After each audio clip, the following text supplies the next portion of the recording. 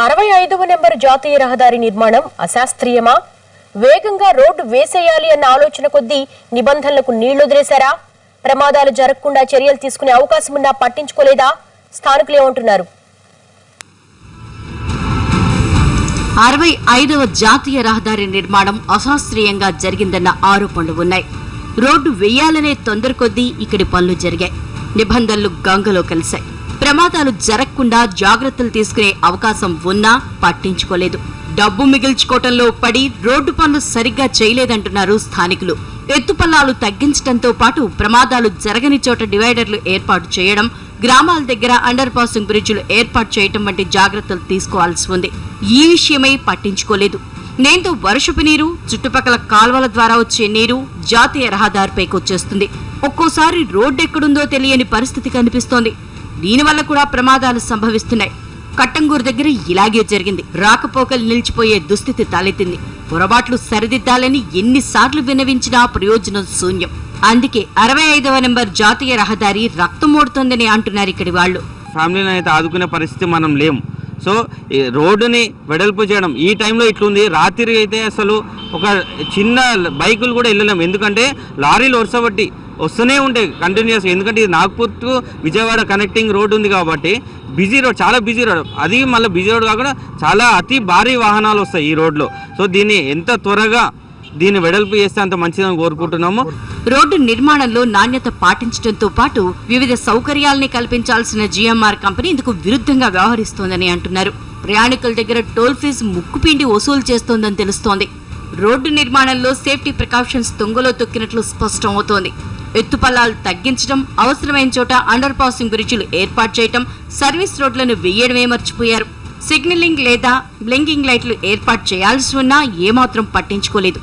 5 కిలోమీటర్లకు ఒక Hyma's CC camera ఏర్పాటు చేయాలి. హైవే మీద ప్రమాదాల్ని కనిపెట్టేందుకు కంట్రోల్ రూమ్ను ఏర్పాటు చేయాలనే నిబంధన కూడా ఉంది.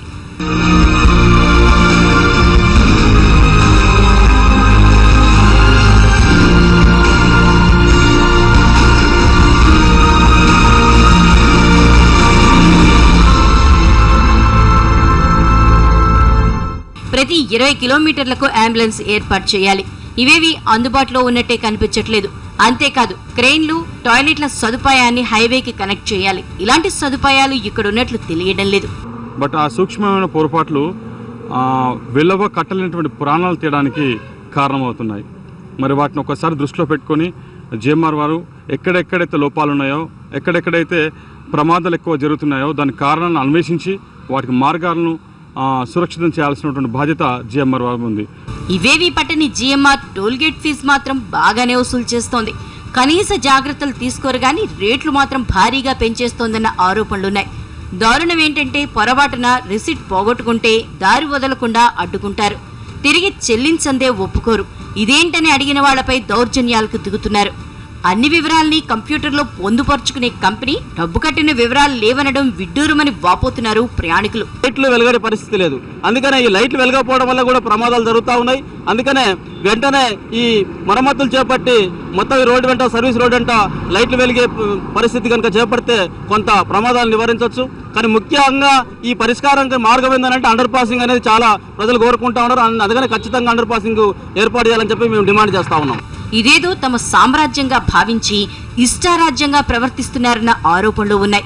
ప్రభుత్వం రోడ్డును ప్రైవేట్ పరం చేయడం వల్ల ఇన్ని సమస్యలు తలెత్తుతున్నాయని, ఈ కంపెనీల రహదారుల నిర్వహణే ప్రమాదాలకు కారణమని అంటున్నారు ఇక్కడి వాళ్ళు. నేషనల్ హైవే మీద ప్రతిరోజు కూడా యాక్సిడెంట్స్ జరిగి అనేక మంది చనిపోతూ ఉన్నారు. వికలాంగులుగా కావటం కూడా జరుగుతూ ఉంది. దీనికి కారణం ఏంటంటే సర్వీస్ రోడ్స్ లేవు, తర్వాత ఏంటంటే సిగ్నల్స్ లేవు. అంటే టర్నింగ్స్, మూలమలుపులు ఉన్న దగ్గర హెచ్చరికతో కూడినటువంటి బోర్డ్స్ కానీ సిగ్నల్స్ కానీ లేకపోవటం వల్ల కూడా ఈ యాక్సిడెంట్స్ జరగడం జరుగుతుంది. పోచంపల్లి నుంచి కోదాడ వరకు జాతీయ రహదారిపై ప్రమాదకరమైన ప్రదేశాలు ఎన్నో ఉన్నాయి. ఈ ప్రాంతాల్లో ఇప్పటికే ఎందరో ప్రాణాలు కోల్పోయారు, మరెందరో వికలాంగులుగా మారారు. చికెన్ షాప్ ఉండేది, హైవేలో రోడ్ హోటల్ పెట్టిర్రు విజయదుర్గ. అక్కడికి వెళ్తుండగానే బస్ అన్నది వచ్చి దీన్ని దాటబోయారు. ఆడ ఇరకటమోతుగా ఉండే వరకు రోడ్లు ప్రమాదం వల్ల సరిపడా లేవు. ఎంతో మరణిస్తారు జనం అంతా. రాంగుట్లో వచ్చి గుద్దేసి ఈ హాస్పిటల్ తీసుకుపోతే కాలు తీసేయాలన్నారు. సూర్యాపేట పోయా, ఫస్ట్ హైదరాబాద్ పోతే వాళ్ళు మొత్తం మాకేం సక్సెస్ కరెక్ట్ చెప్పలేదు. మా డాక్టర్ గారు సూర్యాపేటలో ఉన్నాడు. ఆ డాక్టర్ గారి కాడికి పోతే ఫస్ట్ గోదాట్లో గవర్నమెంట్ హాస్పిటల్లో జాయిన్ చేసిండ్రు. అక్కడి నుంచి మెరుగైన వైద్యం కోసం హైదరాబాద్ పోయినాం. హైదరాబాద్ పోతే అక్కడ కాలవదు, మాకు శక్తి మించిన పని అయింది. ప్లస్ వాళ్ళు సమాధానం ఏం చెప్పలేదు. మా డాక్టర్ గారు సూర్యాపేటలో తెలిసినట్టు ఉంటే ఆ డాక్టర్ గారి కొడుకు వస్తే చూసిండు, కాలు తీసేయాలని తీసేసిండు. ఎందరో ప్రముఖులు మృత్యువాత పడ్డారు.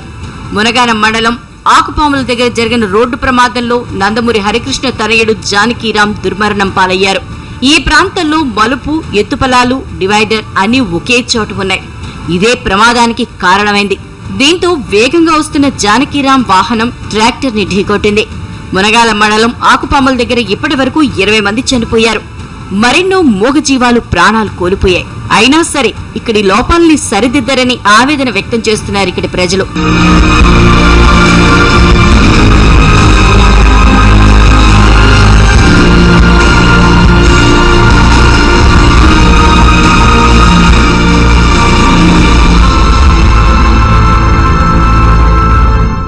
జాతీయ రహదారిపై రావాలంటేనే జంకుతున్నారు వాహనదారులు. ప్రయాణం సాఫీగా సాగుతుందా లేదా అన్నది పక్కన పెడితే ప్రాణాలతో గమ్యానికి చేరతామా లేదా అన్న ఆందోళన ప్రతి ఒక్కరిలోనూ కనిపిస్తోంది.